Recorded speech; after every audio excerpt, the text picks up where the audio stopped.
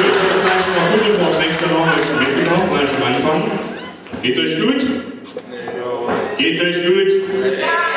Gut, das wird sich ändern. So, die erste Nachricht ist eine schlechte Nachricht für den Halter des Fahrzeuges mit dem folgenden amtlichen Kennzeichen. RU 31 946 738 557 12 25 69 4 5 9 1. Das Fahrzeug muss unverzüglich entfernt werden, das scheiß Nummernschild versperrt die Einfahrt. So.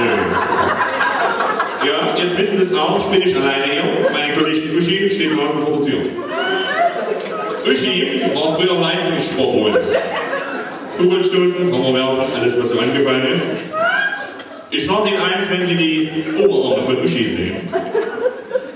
Ja, dann bekommt das Wort maskuline völlig neue Bedeutung. Genau, jetzt mal der Thüringer Polizei haben wir jetzt eine kleine Statistik gemacht. Uns ist aufgefallen, die Jugendkriminalität, aufgepasst, nimmt mit zunehmendem Alter ab.